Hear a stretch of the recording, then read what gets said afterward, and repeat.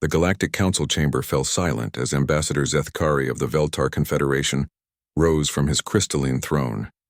His 6 eyes swept across the assembled representatives of 47 different species, each more ancient and supposedly wiser than the last. The holographic displays showed the same devastating footage that had been playing for the past 3 cycles.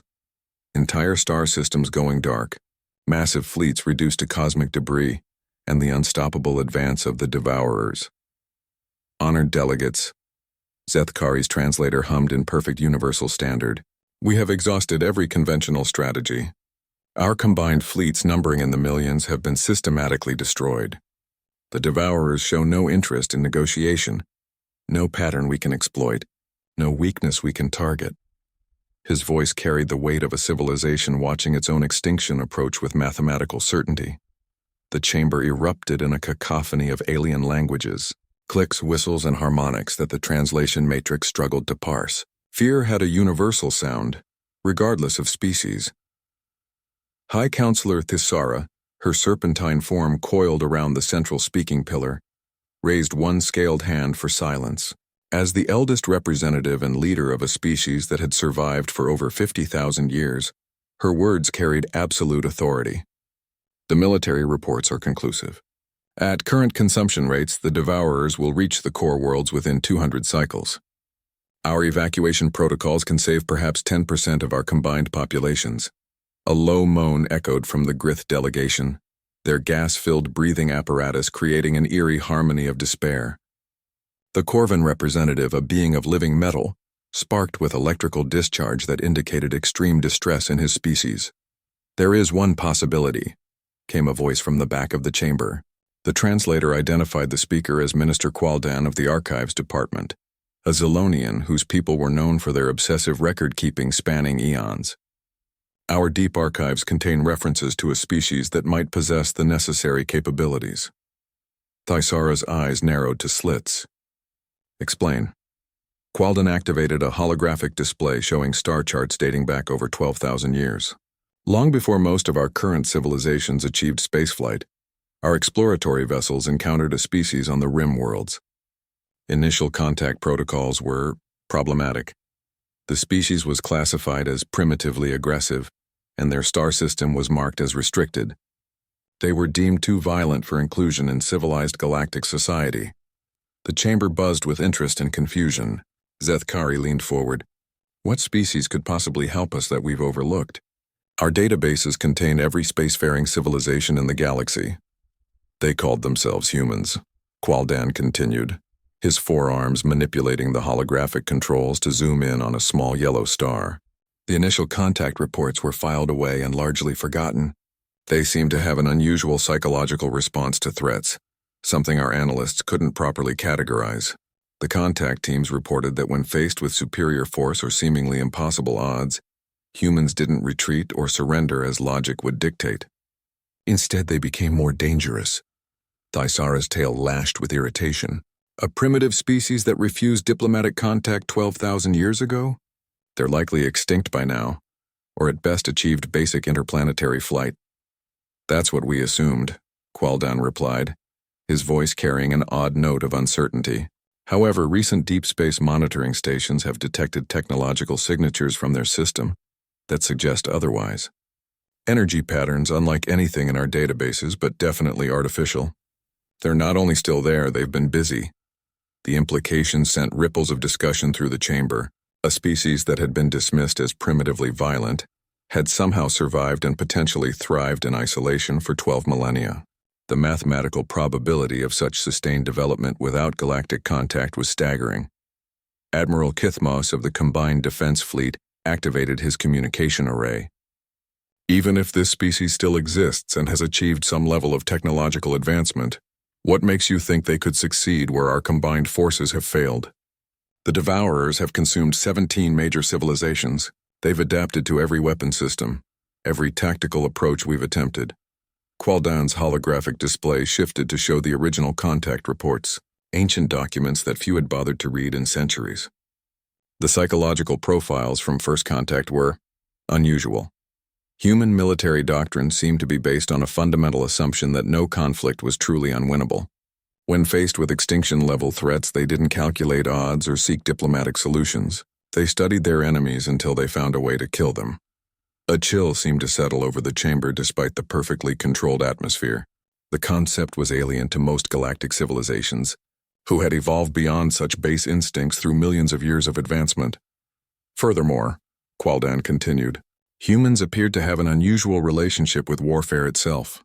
Most species view conflict as a last resort, something to be avoided through intelligence and diplomacy. Humans seem to view it as a complex problem to be solved through innovation and applied violence. The contact teams noted that humans had spent their entire recorded history fighting each other, continuously developing new methods of warfare. Thyssera was quiet for a long moment, processing this information. Finally, she spoke. You're suggesting we contact a species we deem too violent for civilized society and ask them to fight an enemy that has defeated our combined fleets?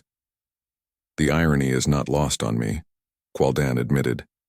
We chose sophistication over savagery, diplomacy over warfare, preservation over destruction. But perhaps what we dismissed as primitive aggression might be exactly what we need now. The debate that followed lasted for hours, but the conclusion was inevitable.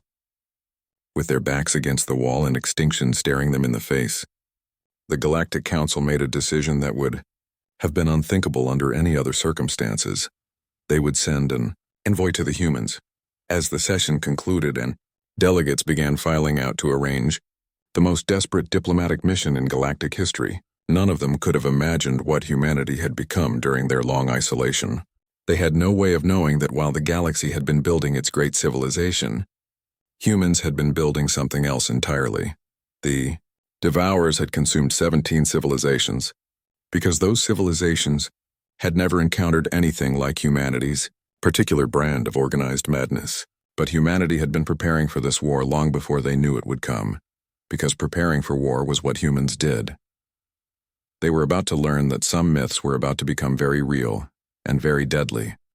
The diplomatic vessel Harmony's voice dropped out of faster-than-light travel at the edge of the Sol system, and immediately every sensor array screamed warnings that made no sense. Ambassador Thyssera studied the readings with growing confusion.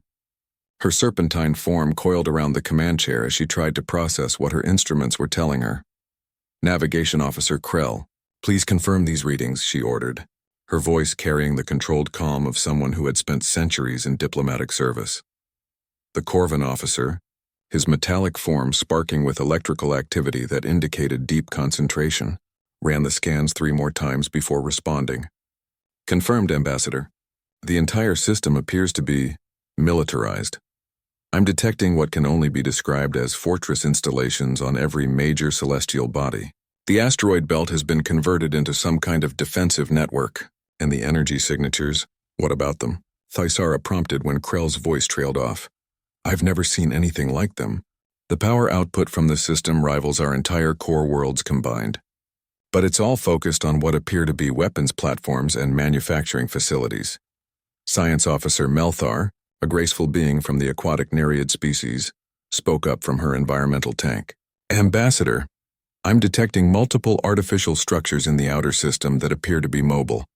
They're massive, easily the size of our largest dreadnoughts, but their design philosophy is completely alien. No elegant curves or energy-efficient forms.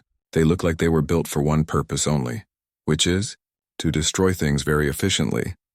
The Harmony's voice continued its cautious approach toward the third planet, broadcasting standard diplomatic identification codes and peaceful intentions on all known frequencies. The response, when it came, was delivered in flawless universal standard that somehow carried an undertone of barely controlled aggression. Unknown vessel. This is Orbital Defense Platform Thermopylae. You are entering restricted space of the Terran Defense Network. State your business or prepare to be engaged. Thyssera activated the communication array personally, a breach of protocol that indicated just how important this mission was. Terran Defense Network, this is Ambassador Thyssera of the Galactic Council. Aboard the diplomatic vessel Harmony's voice. We come seeking an audience with representatives of humanity on a matter of galactic urgency. The silence that followed lasted exactly 17 seconds, which their behavioral analysts had always insisted was a sign of careful consideration rather than technological delay. When the response came, it carried a different tone. Ambassador Thisara, your vessel is cleared for approach to Luna Station. Be advised that any deviation from the provided flight path will be interpreted as a hostile act. You will be escorted by elements of the Home Guard. What emerged from the void to escort them made Thisara question whether coming here had been a mistake. The human ships defied every principle of elegant design that had guided galactic shipbuilding for millennia.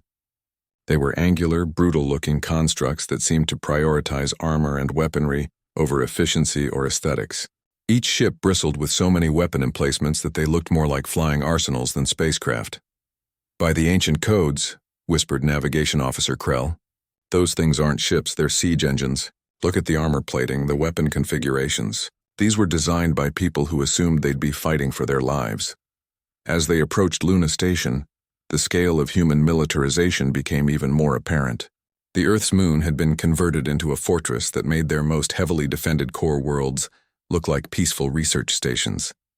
Massive railguns capable of firing projectiles at significant fractions of light speed pointed outward at the stars. The entire lunar surface crawled with defensive installations, manufacturing facilities, and what could only be described as military infrastructure. How long did they say they've been isolated? Asked Science Officer Melthar, her voice filled with professional awe. 12,000 years, Thisara replied, studying the tactical displays.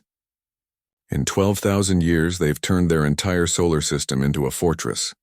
The docking procedure was handled with military precision that impressed even their Corvin officer, whose species prided itself on efficiency. Human personnel in practical, functional uniforms guided them through security protocols that were thorough, without being insulting. Everything about their interaction suggested a people who were polite but prepared for violence at any moment. The human who met them in the docking bay immediately challenged every assumption they'd made about what a primitive species might look like after 12 millennia of isolation. Fleet Admiral Sarah Chen was clearly human, but she carried herself with the confidence of someone who had never known defeat. Her uniform was practical rather than ceremonial, and her eyes held the sharp focus of a predator evaluating potential threats. Ambassador Thisara, Admiral Chen said, her voice carrying the same controlled aggression they'd heard over the communications. Welcome to Luna Station. I understand you have urgent galactic business to discuss. Indeed, Admiral Chen. We appreciate your willingness to meet with us despite our historical lack of contact. Chen's smile was sharp enough to cut Diamond. Oh, we've been in contact, Ambassador. We've been watching the galaxy very carefully for the past few thousand years. We know about the Galactic Council, the various member species, your technological development, your political structures, and your current military crisis. The admission hit the diplomatic party like a physical blow.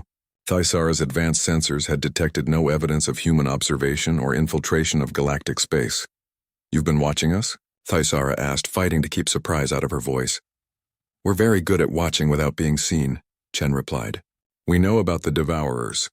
We know they've consumed 17 civilizations. We know your combined fleets have been systematically destroyed.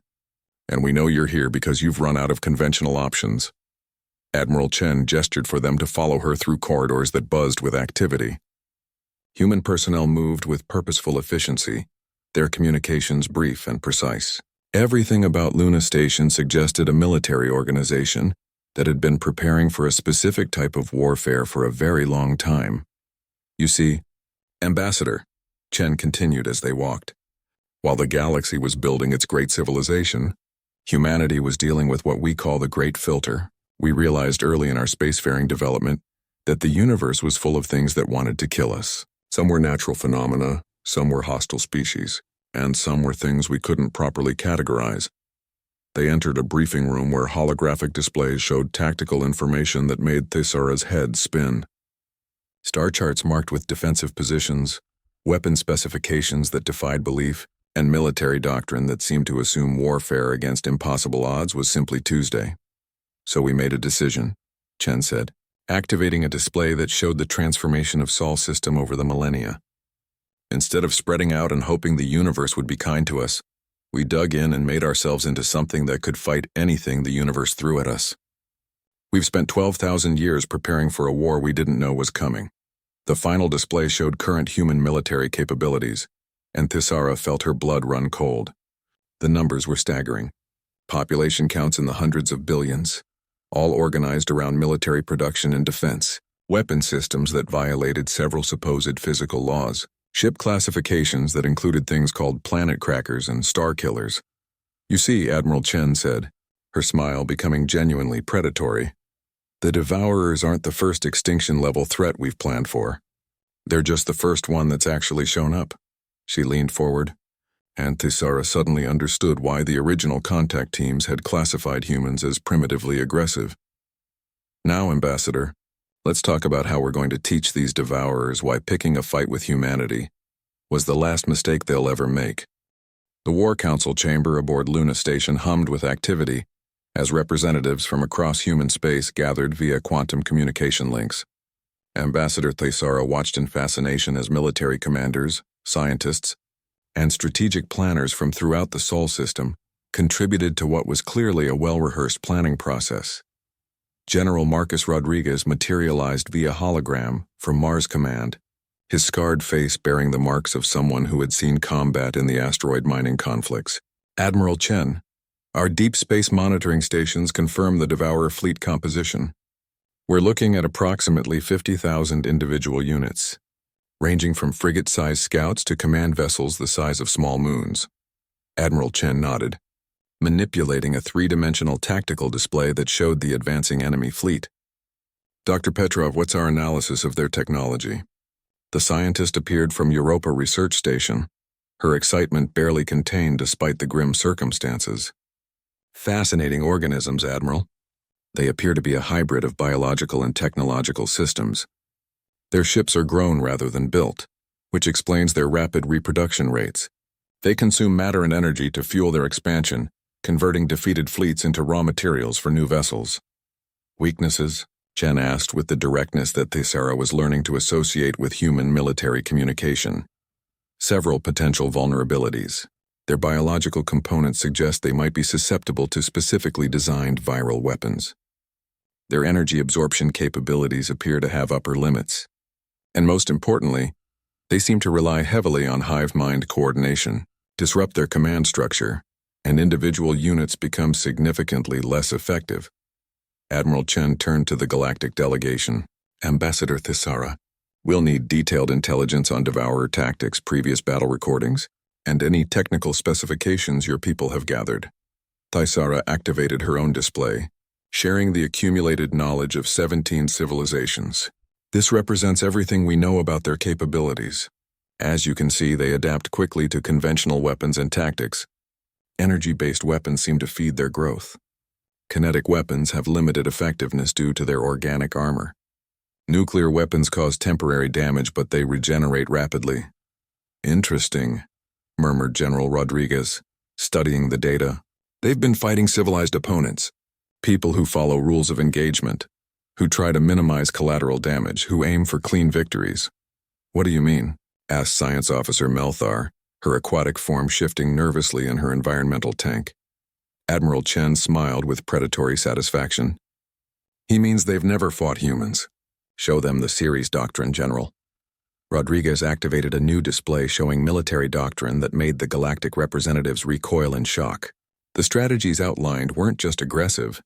They were deliberately designed to be as destructive and psychologically traumatic as possible.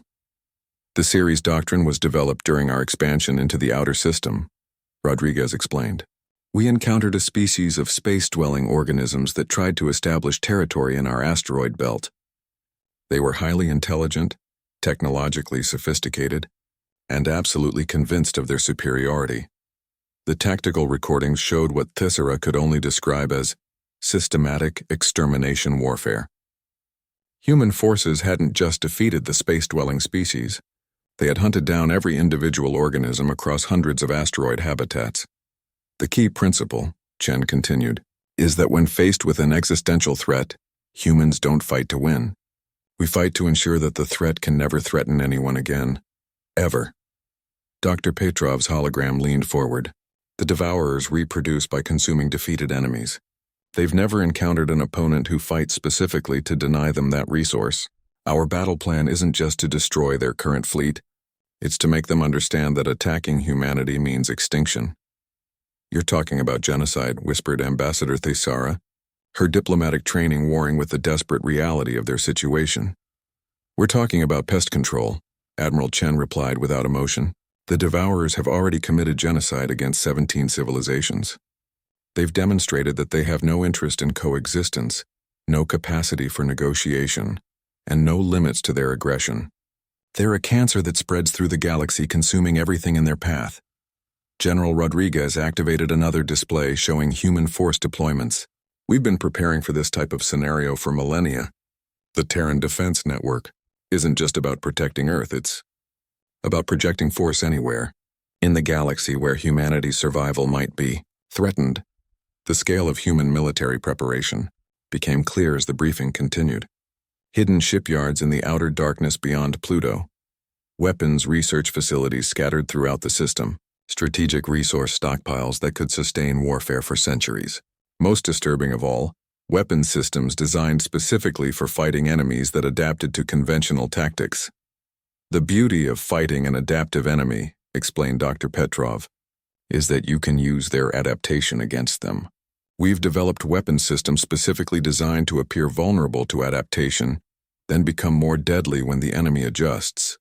She activated a demonstration showing theoretical weapon effects, viral nanobots that initially appear to be standard electronic warfare, but actually rewrite the biological components of their ships. Quantum resonance weapons that seem to be simple energy disruptors until the enemy adapts, at which point they become reality-altering devices. Temporal bombs that exist in multiple time streams simultaneously.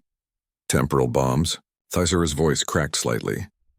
We've had 12,000 years to get creative, Admiral Chen said with casual menace. The question isn't whether we can destroy the Devourers. The question is whether we want to leave anything alive that might remember them. The War Council continued for hours, revealing layer after layer of human military capability that defied galactic understanding. They didn't just have weapons. They had entire categories of weapons that other civilizations hadn't even imagined. Their strategic thinking operated on timescales that encompassed multiple generations and contingency plans that assumed defeat of individual battles while planning for ultimate victory.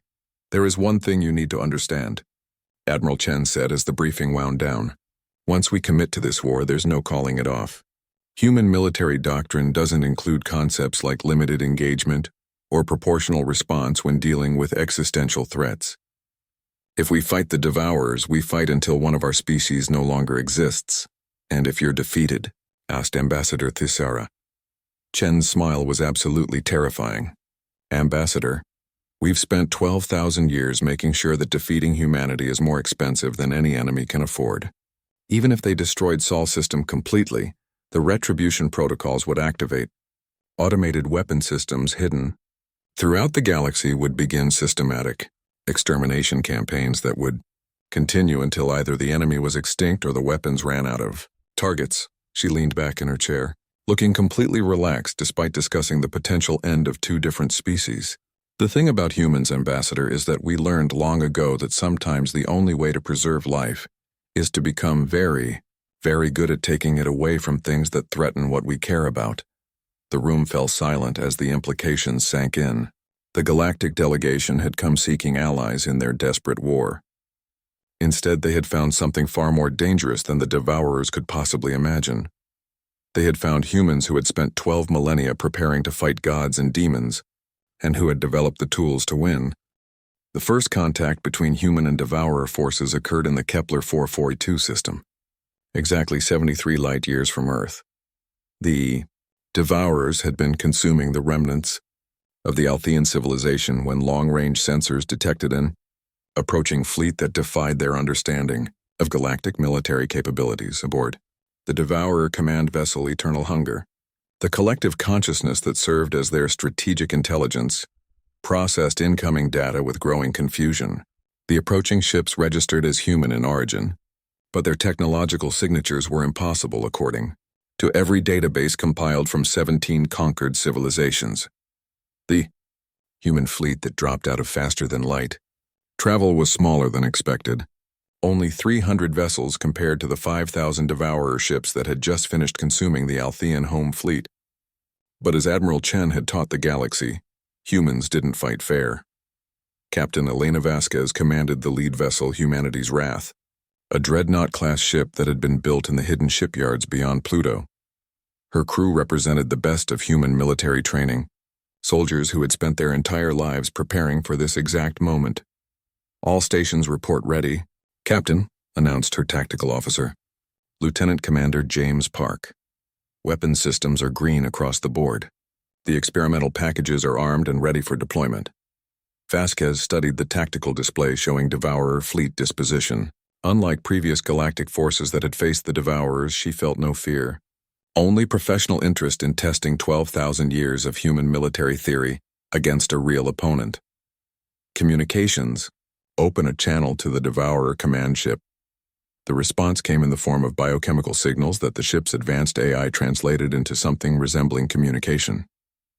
The message was simple: surrender and be consumed, or resist and be destroyed before consumption.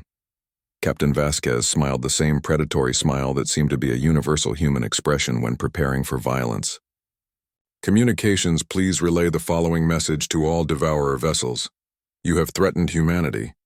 This was your first mistake. It will also be your last." The Devourer response was immediate and overwhelming. 5,000 ships moved with the coordinated precision of a hive mind, deploying weapon systems that had defeated every previous galactic fleet. Energy beams capable of melting through conventional armor, organic missiles that adapted their destructive capabilities in flight, and boarding pods filled with creatures designed to consume enemy crews and convert their ships. The human response was unlike anything the Devourers had ever encountered. Instead of forming defensive formations or attempting to flee, the human ships scattered into individual attack patterns that seemed to make no tactical sense. Each vessel began broadcasting different electromagnetic signatures, creating sensor shadows and false targets that confused Devourer targeting systems. "Deploy the Pandora packages," Captain Vasquez ordered calmly, watching as the Devourer fleet moved to intercept their scattered forces. Across the human fleet, specially designed weapon systems activated. The Devourer's first indication that something was wrong came when their adaptive armor began to malfunction. The human weapons weren't trying to penetrate their defenses, they were rewriting the biological code that controlled them. Dr. Petrov's nanobotic viruses spread through Devourer ships like wildfire, turning their own adaptive capabilities against them. Ships that had survived energy weapons by developing reflective armor suddenly found themselves unable to stop glowing with their own bioluminescence. Vessels that had adapted to kinetic weapons by becoming more flexible discovered they could no longer maintain structural integrity. But the nanobots were only the opening move. "Initiate quantum resonance weapons," Vasquez commanded as Devourer ships began to show signs of systemic failure. The second wave of human weapons operated on principles that violated several supposedly fundamental laws of physics. Quantum resonance devices created localized space-time distortions that turned the Devourer's hive mind communication against them. Ships that had operated as a perfectly coordinated swarm suddenly found themselves receiving conflicting orders from multiple command sources. The psychological impact was devastating. For the first time in their species' existence, individual Devourer vessels found themselves cut off from the collective consciousness, forced to make independent decisions with biological minds that had never been designed for autonomous thought. "Sir," reported Lieutenant Commander Park, "enemy fleet coordination is breaking down. They're beginning to fire on each other." Captain Vasquez nodded with professional satisfaction. "Deploy temporal ordnance." The third wave of human weapons pushed beyond the boundaries of conventional reality. Temporal bombs existed in multiple time streams simultaneously, allowing them to attack targets in the past, present, and future at the same moment.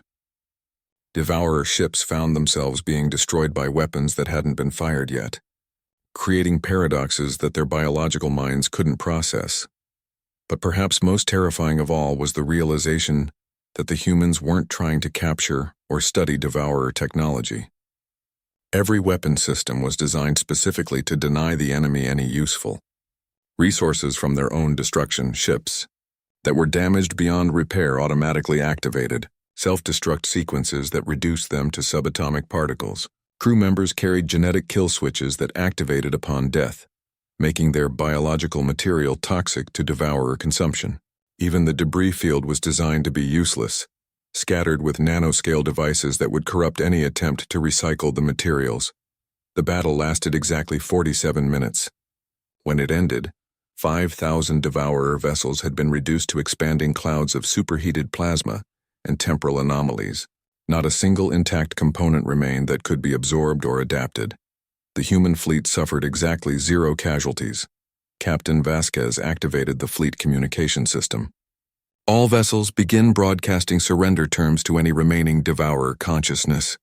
Make sure they understand this is their only opportunity. The response came as a wash of biochemical panic and confusion. For species that had never encountered defeat, the complete annihilation of their overwhelming force was incomprehensible.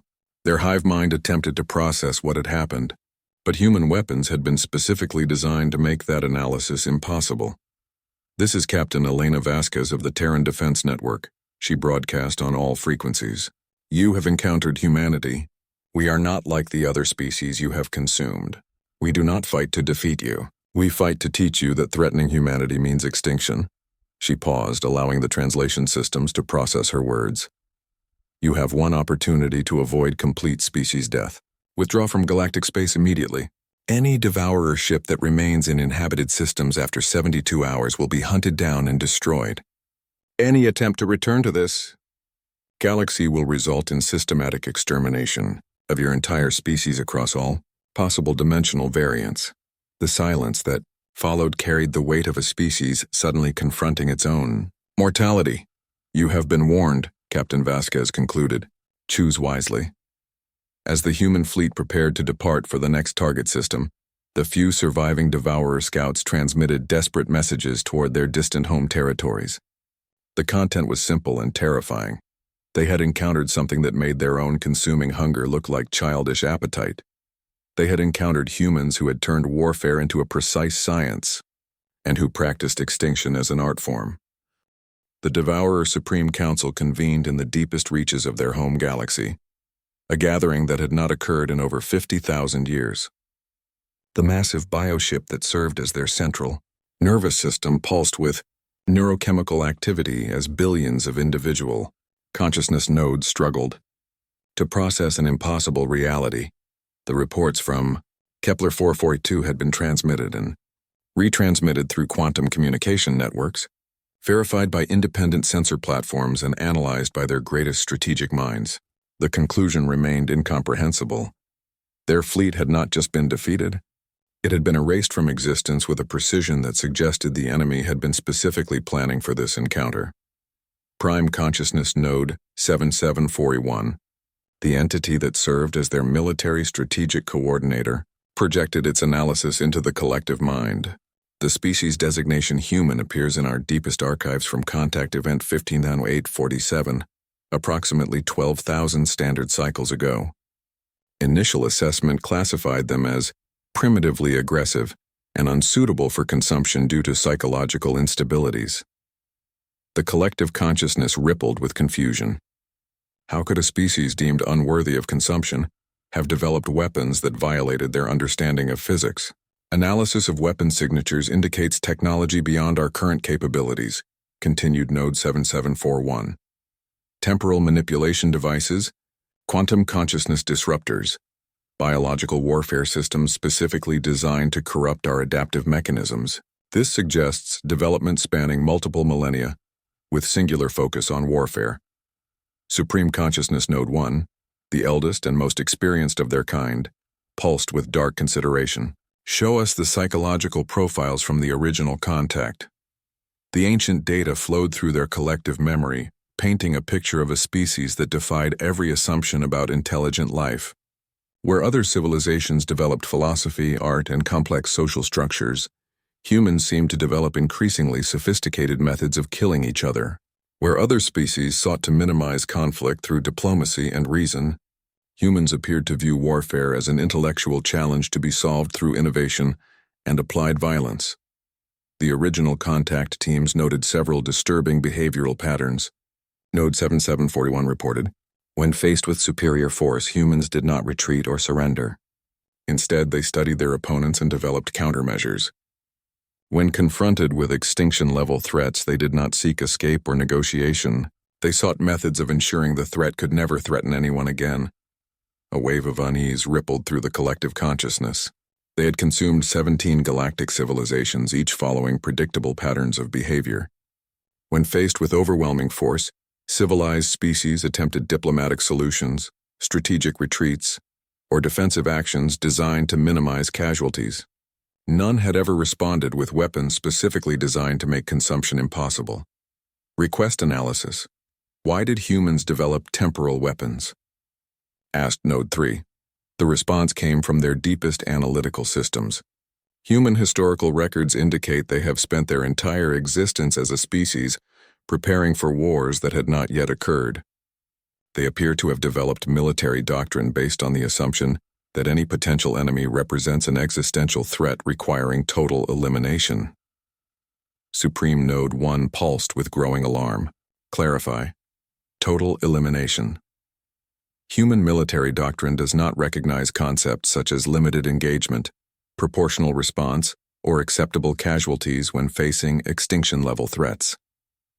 Their strategic planning appears to operate on the principle that, if something is worth fighting, it is worth destroying completely and permanently. The implication sent shockwaves through the collective consciousness. They had encountered a species that approached warfare with the same methodical precision that other civilizations applied to mathematics or philosophy. Humans had spent 12,000 years in isolation, developing weapons not to win wars, but to ensure their enemies could never threaten anyone again. Show us current human fleet.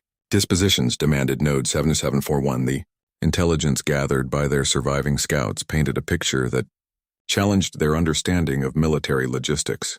Human ships were appearing throughout the galaxy simultaneously, suggesting either faster-than-light travel capabilities far beyond galactic norms, or a network of hidden bases that had been established over millennia. More disturbing was the pattern of human attacks. They weren't simply defeating devourer fleets. They were systematically hunting down every individual ship, every isolated outpost, every remote reconnaissance platform. Human forces were conducting warfare with the same thorough precision that the devourers themselves used when consuming civilizations.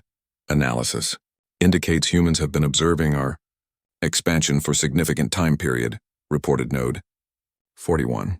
Their attacks demonstrate detailed knowledge of our fleet compositions, tactical doctrines, and biological weaknesses. This suggests preparation spanning multiple generations. Supreme Node 1 found this realization particularly disturbing. The Devourers had believed themselves to be the apex predators of the galaxy, perfectly adapted for consumption and expansion. Now they were discovering that humans had been watching them, studying them, and preparing countermeasures for decades or possibly centuries. Request immediate calculation. Probability of successful military action against human forces. The collective consciousness fell silent as their most advanced predictive systems processed available data. The answer that emerged carried implications that none of them wanted to accept. Based on observed human military capabilities and strategic doctrine, probability of successful conventional military action is approximately 0.003%. Human weapon systems appear specifically designed to counter our adaptive advantages. Their strategic planning operates on timescales that exceed our expansion cycles. Most critically, their psychological profile suggests they will continue military action until our species achieves complete extinction. A wave of chemical panic flooded through the collective consciousness. For a species that had never encountered meaningful resistance, the prospect of facing an opponent, specifically designed to hunt them, was beyond their psychological framework. Alternative analysis. Withdrawal from galactic space as demanded by human ultimatum. The silence stretched for several minutes as billions of individual minds struggled with a concept alien to their nature. The Devourers had never retreated from anything. Their entire biological and social structure was built around consumption and expansion. Withdrawal analysis indicates potential survival, but requires fundamental alteration of species behavior patterns. Humans have demonstrated capability to project force across galactic distances. No location in known space appears secure from human retaliation if ultimatum terms are violated. Supreme Node 1 pulsed, with the biochemical signature of a decision that violated every instinct their species possessed. Initiate immediate withdrawal from all galactic territories. All consumption operations are to cease immediately. All military assets are to withdraw to home galaxy boundaries and remain there. The collective consciousness rippled with shock and confusion. They were the devourers, the ultimate predators, the species that had consumed entire civilizations. Now they were fleeing from a single species that had turned warfare into a science. Broadcast withdrawal intentions to human forces on all frequencies, Supreme Node 1 continued. Include complete fleet disposition data and timeline for evacuation. Make it clear that we acknowledge their superior military capabilities and have no intention of returning to their territorial space. As the orders propagated through their vast collective network, the Devourers began the most humiliating retreat in their species' history. Thousands of ships began burning hard for the galactic edge, abandoning half-consumed star systems and valuable resources in their desperate rush to escape human attention. For the first time in 50,000 years, the Devourers had encountered something that scared them more than starvation. They had encountered humans who had spent 12 millennia learning how to kill gods, and who treated extinction-level threats as homework assignments. Behind them, human ships continued their methodical pursuit, ensuring that every single Devourer vessel left galactic space and that none would ever consider returning. The hunt would continue until humanity was satisfied that the threat had been eliminated permanently. After all, humans had standards to maintain. 3 months after the Devourer withdrawal, the Galactic Council chamber buzzed with an energy that hadn't been felt in decades. Representatives from surviving civilizations filled seats that had been empty since their worlds were consumed, their species having been rescued from Devourer processing centers by human liberation forces. Ambassador Thisara stood before the assembly, her serpentine form radiating a mixture of gratitude and barely contained unease. The humans had done exactly what they promised, but the efficiency with which they had eliminated an existential threat was almost as terrifying as the threat itself. "Honored delegates," she began, her voice carrying across the chamber through translation matrices. "We gather today to formally acknowledge the conclusion of what historians will undoubtedly record as the shortest interstellar war in galactic history. In exactly 97 days, human forces have eliminated the Devourer threat that plagued our galaxy for over 3 centuries. A wave of applause rippled through the chamber, but it carried an undertone of nervous energy. Everyone present had seen the tactical recordings, the sensor logs, the aftermath reports. The humans hadn't just defeated the Devourers, they had hunted them across thousands of star systems with methodical precision that left no doubt about human military capabilities. Admiral Sarah Chen materialized via holographic projection from Luna Station, her image sharp and clear despite the vast distance. She wore the same practical uniform that had become the standard human appearance at diplomatic functions, and her expression carried the calm satisfaction of someone who had just completed a routine maintenance task. "Council members," Admiral Chen acknowledged with a nod, "I'm pleased to report that the last confirmed Devourer vessel crossed the galactic boundary 48 hours ago. Our long-range monitoring stations will continue tracking their retreat to ensure compliance with withdrawal terms." High Counselor Thisara activated the chamber's central display, showing a star map that would have been unimaginable months earlier. Systems that had been marked as consumed now showed signs of human rescue operations. Billions of survivors were being evacuated from Devourer processing facilities, their civilizations given a chance to rebuild under the protection of human military forces. "The statistics speak for themselves," Thisara continued. "Over 40 billion sentient beings rescued from consumption. 17 previously destroyed civilizations now have viable populations for rebuilding. The Devourer fleet of approximately 2 million ships has been reduced to fewer than 50,000 vessels, all of which are fleeing toward extragalactic space."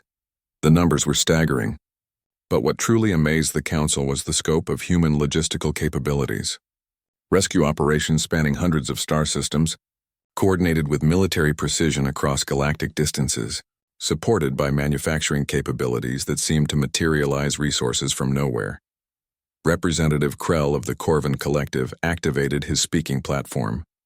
"Admiral Chen, the Council would like to formally express our gratitude for humanity's intervention. However, we must also address certain concerns about the methods employed during the campaign." Admiral Chen's expression didn't change, but something in her posture suggested she had been expecting this conversation. Please specify your concerns, Representative Krell. The weapon systems demonstrated during the conflict appear to violate several galactic treaties regarding acceptable military technology. Temporal manipulation devices, reality-altering ordnance, biological warfare agents designed to corrupt living beings at the genetic level. These technologies pose potential threats to all organic life. The chamber fell silent as delegates considered the implications. The humans had saved the galaxy, but they had done so using weapons that were arguably more dangerous than the Devourers themselves.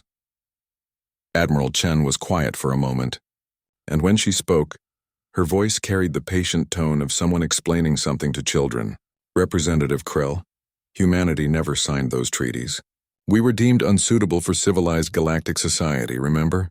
While you were developing laws to limit warfare, we were developing ways to ensure our survival against anything the universe might send against us. She activated her own display, showing human technological development over the past 12 millennia. Every weapon system we deployed was developed in response to specific threat scenarios that our strategic planners identified as potential extinction events. Temporal weapons were developed to counter time-manipulating species. Reality-altering ordnance was created to fight entities that existed partially outside normal spacetime. Biological warfare agents were designed to defeat adaptive organisms exactly like the Devourers. Dr. Petrov's image joined the holographic conference from Europa Station. The Council should understand that human military doctrine operates on fundamentally different principles than galactic civilization. We don't develop weapons to achieve political objectives or territorial control. We develop weapons to ensure that threats to humanity cease to exist. High Counselor Thisara leaned forward. Dr. Petrov, are you saying that all of these weapons were developed before you knew about the Devourers? The specific anti-Devourer modifications were developed after we began monitoring their expansion, Dr. Petrov admitted. But the core technologies have existed for thousands of years. We've been preparing for the Devourers and dozens of other potential extinction-level threats since we first achieved interstellar flight. The implications sent ripples of unease through the chamber. The humans had been preparing for wars against enemies that didn't yet exist, developing countermeasures for threats that were purely theoretical. Which brings us to the central question. Admiral Chen continued. The Council is concerned about human military capabilities, but what exactly are you proposing to do about it? The silence that followed was deafening. Everyone present understood the unspoken reality. The galactic civilization that the humans had just saved was completely helpless against human military force. If humanity decided to become the next galactic threat, there was absolutely nothing any other species could do to stop them. We could ask you to limit your military development, suggested Representative Qualdan of the Archives Department. Though his voice carried no conviction, Admiral Chen smiled with genuine amusement. You could ask, but consider this. 3 months ago, you came to us because you faced an extinction-level threat that you couldn't handle. Today, you're asking us to limit our ability to handle such threats in the future. Does that seem like a reasonable request? She leaned back in her chair, and her expression became more serious. Let me make something very clear to this council. Humanity has no interest in galactic conquest, territorial expansion, or political control. We have everything we need in Sol system, and we've spent 12,000 years building it into the most secure location in the galaxy. Then what do you want? Asked Ambassador Thisara.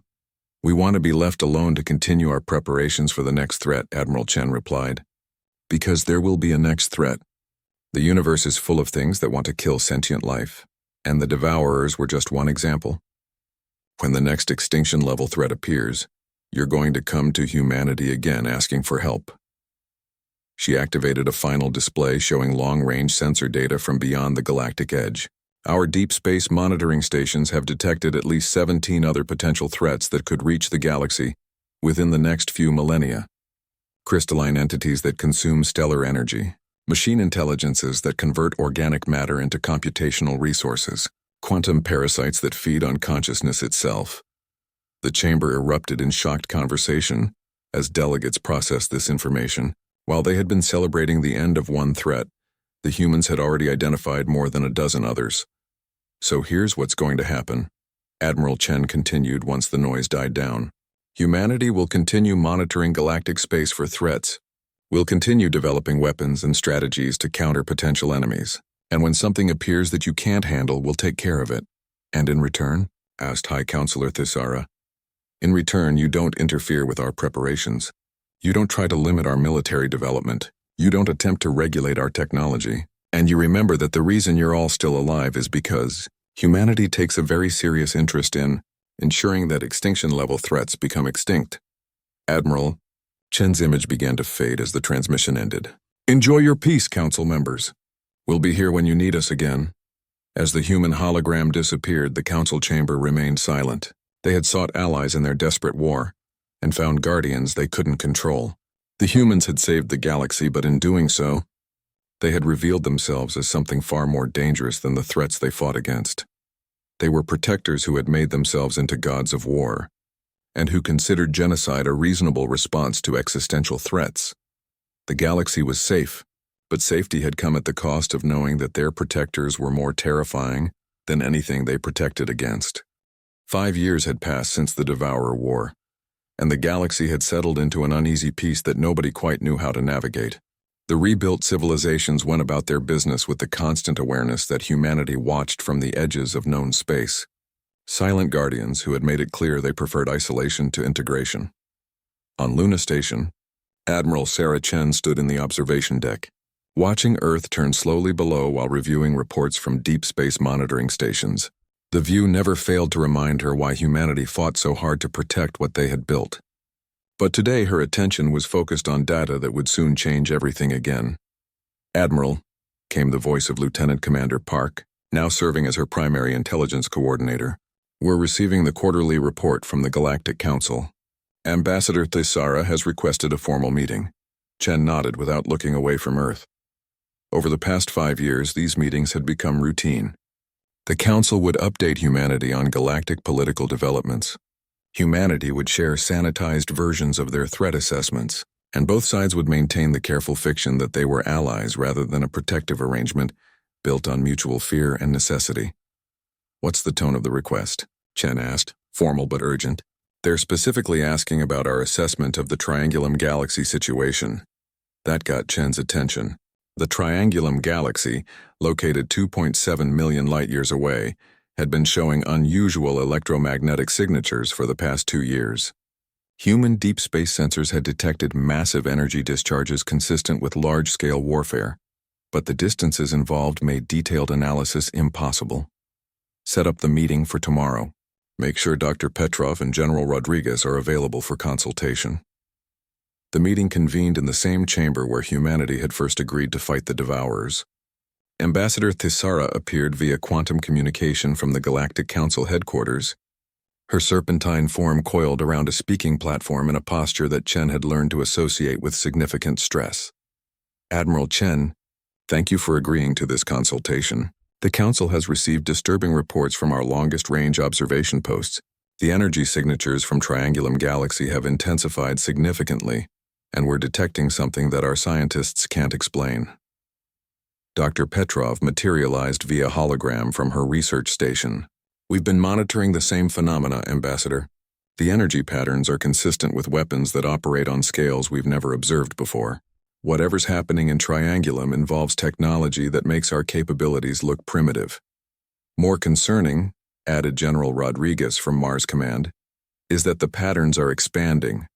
Whatever's causing those energy discharges is moving systematically through that galaxy, and preliminary calculations suggest they might be heading in our general direction.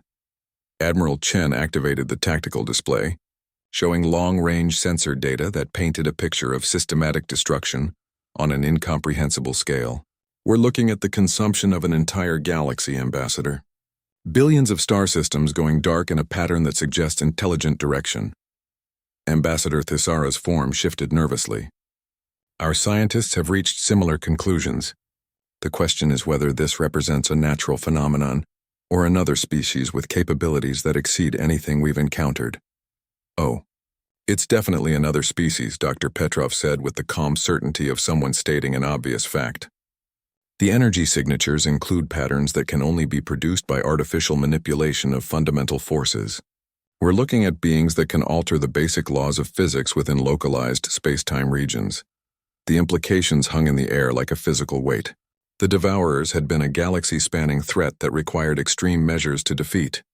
Now they were potentially facing something that treated entire galaxies as consumable resources. Admiral Chen, Ambassador Thaisara said carefully, "The Council needs to know if humanity has contingency plans for threats of this magnitude." Chen was quiet for a long moment, considering how much to reveal. The truth was that humanity had been preparing for exactly this type of scenario since they first detected the Triangulum anomalies. Project Ragnarok had been activated 2 years ago, mobilizing resources and technologies that made their anti-devourer arsenal look like conventional weapons. "We have plans," Chen admitted, "but implementing them would require changes to our current operational doctrine that the Council might find uncomfortable." "What kind of changes?" Thaisara asked, though her tone suggested she already suspected the answer. General Rodriguez leaned forward. "The scale of threat we're potentially facing requires a fundamental shift in our strategic approach. Fighting the Devourers meant protecting the galaxy from external invasion. This situation might require actively defending multiple galaxies across a significant portion of the local galactic cluster." "You're talking about offensive operations beyond our galaxy," Thaisara realized. "We're talking about establishing defensive perimeters in Andromeda, Triangulum, and potentially a dozen other galaxies," Dr. Petrov clarified. "The threat appears to be spreading faster than light travel would allow, which suggests either faster than light, expansion capabilities, or the use of dimensional manipulation technologies." Admiral Chen activated a new display showing human deep space installations that the Council had never been informed about. Monitoring stations scattered throughout the void between galaxies, weapon platforms hidden in dark matter clouds, and most disturbing of all, what appeared to be entire fleets in standby positions outside the galactic boundary. For the past 5 years, while the galaxy has been rebuilding, humanity has been expanding our defensive network, Chen explained. "We learned from the Devourer experience that threats don't announce themselves politely. They appear when they're ready to act, and by then it's usually too late for conventional responses." The scope of human military expansion was staggering. They hadn't just been preparing to defend Sol System or even the Milky Way galaxy. They had been building the infrastructure to fight wars across the entire local galactic cluster. "The question," Chen continued, "is whether the Galactic Council is prepared to support the level of military action that defending against this threat will require." "What are you asking for?" Thaisara said, though her voice carried the resignation of someone who already knew the answer would be beyond her civilization's capabilities. "Complete authorization for offensive military action in external galaxies, access to galactic industrial resources for rapid military expansion, and formal acknowledgement that humanity will take whatever actions are necessary to eliminate this threat, regardless of galactic political considerations." The silence stretched for several minutes as the implications sank in. The Council was being asked to give humanity unlimited authority to wage war across multiple galaxies using weapons that could reshape reality. "And if we refuse?" Thaisara asked quietly. Admiral Chen's expression didn't change, but something in her posture suggested the question was irrelevant. "Ambassador, humanity spent 12,000 years preparing to protect our civilization against existential threats. We didn't ask permission to develop our capabilities, and we don't need permission to use them." She gestured toward the display showing the Triangulum galaxy situation. "This threat is advancing toward our galactic cluster at a rate that suggests we have perhaps 200 years before it reaches the outer edges of the Milky Way. Whether the Council authorizes our actions or not, we will be ready to meet it. The difference," added Dr. Petrov, "is whether we coordinate our defense with galactic civilization or conduct our operations independently. Coordination allows us to protect galactic populations more effectively. Independence gives us greater tactical flexibility, but might result in higher civilian casualties." Ambassador Thaisara found herself in the same impossible position the Council had faced 5 years earlier. They could authorize actions they couldn't control, or refuse authorization for actions that would happen anyway. "I'll need to consult with the full Council," she said finally. "Of course," Admiral Chen replied. "Take all the time you need. We'll be here when you're ready to discuss the details." As the communication link closed, Admiral Chen returned to watching Earth turn below. Somewhere in the darkness between galaxies, an entity of incomprehensible power was systematically consuming entire civilizations. It would arrive eventually, and when it did, it would discover that humanity had spent the intervening time doing what humans did best. They had been preparing for war against gods, and they had built the tools to win. The galaxy might not understand their protectors, but they would learn once again that some myths were worth believing in, especially when those myths carried weapons that could rewrite the laws of physics and the will to use them against anything that threatened the light of civilization. Humanity had stepped into combat against the Devourers and made them extinct. Now they were preparing to do the same thing on a scale that encompassed multiple galaxies. After all, someone had to keep the universe safe, and humans had always been very good at permanent solutions to existential problems.